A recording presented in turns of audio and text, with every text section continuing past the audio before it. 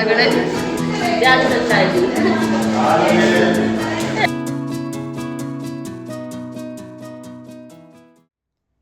Hello hi.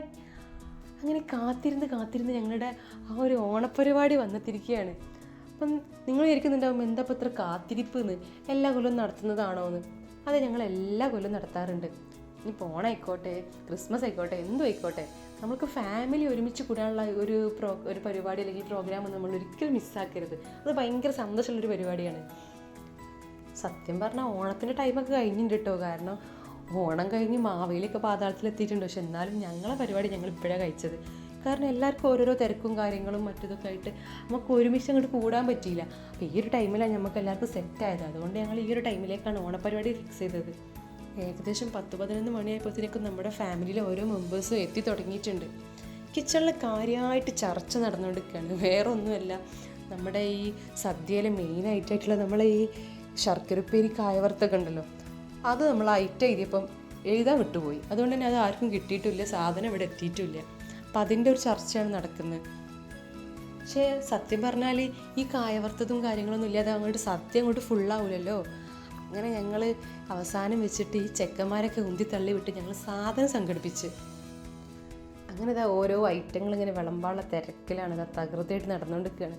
ഓരോരുത്തരുടെ കയ്യിൽ ഓരോ ഐറ്റം ഉണ്ട്. എത്ര ഐറ്റം ആയാലും എത്ര ആൾക്കാരായി നിൽക്കുന്നത്. ഇത് വെറും ഷോ ഓഫാണ്.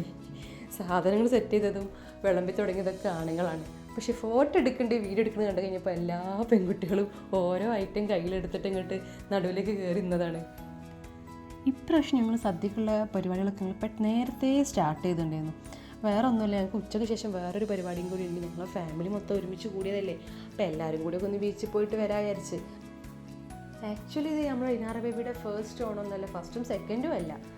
പക്ഷേ ഇത് ഇപ്രാവശ്യത്തെ കുറച്ചൊക്കെ സംതിങ് സ്പെഷ്യലാണ്. കാരണം അവളുടെ ഓർമ്മ വെച്ചതിന് ശേഷമുള്ള ഫസ്റ്റ് ഓണായിരിക്കും ഇത്. അവൾ ശരിക്കും എൻജോയ് ചെയ്തിട്ടുണ്ട് ഇപ്രാവശ്യം.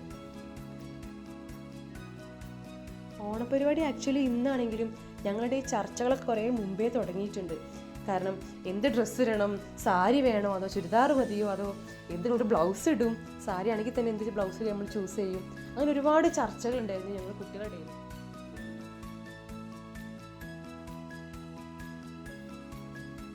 വീട്ടിലെ മൊത്തം അംഗങ്ങളും ഒറ്റ ട്രിപ്പിന് ഇരിക്കാൻ മാത്രമുള്ള സെറ്റപ്പ് നമ്മുടെ വീടിനകത്ത് ഇല്ല. കാരണം വീടിൻ്റെ അകത്ത് വെച്ചിട്ടാണല്ലോ പരിപാടി നമ്മൾ നടത്തുന്നത്.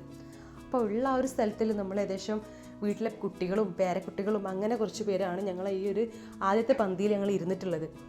പിന്നെ ബാക്കിയുള്ള ഉമ്മമാരും ഞങ്ങൾ ആൻറ്റിമാരും ഒക്കെ നെക്സ്റ്റ് ട്രിപ്പിലാണ് ഇരുന്നിട്ടുള്ളത്.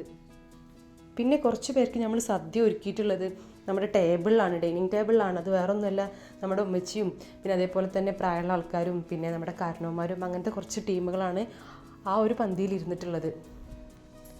ടേബിളിൽ ഇതേ കാരണവന്മാർക്കിടയിൽ ഒരാൾ ഇരിക്കുന്നുണ്ടല്ലോ, ചുരിദാർ ഇട്ടിട്ട് കാണുന്ന പോലെ ആൾക്ക് നല്ല പ്രായമുണ്ട്.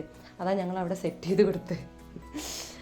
ആക്ച്വലി അങ്ങനെയൊന്നും അല്ല കേട്ടോ, ആൾക്ക് കാലിന് ചെറിയൊരു മൈനർ ഇഞ്ചുറി നടന്നുകൊണ്ട് തന്നെ ആൾക്ക് കാല് മടക്കാനും നിർത്താനും കുറച്ച് ബുദ്ധിമുട്ടുണ്ട്. അതുകൊണ്ടാണ് ടേബിളിൽ സെറ്റ് ചെയ്ത് കൊടുത്തത്.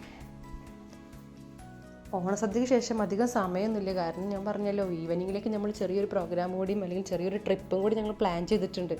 പക്ഷെ എന്നാലും ഞങ്ങൾ ഓണപ്പരിപാടികളൊന്നും ഒഴിവാക്കിയിട്ടില്ല. അതിൻ്റെ ഇടയിൽ പറ്റാവുന്നത്ര പരിപാടികൾ ഞങ്ങൾ ഉമ്മമാർക്കും കുട്ടികൾക്കും ഓരോ പ്രായക്കാർക്കും തരം തിരിച്ച് എല്ലാ പ്രോഗ്രാമും നടത്തിയിട്ടുണ്ടായിരുന്നു.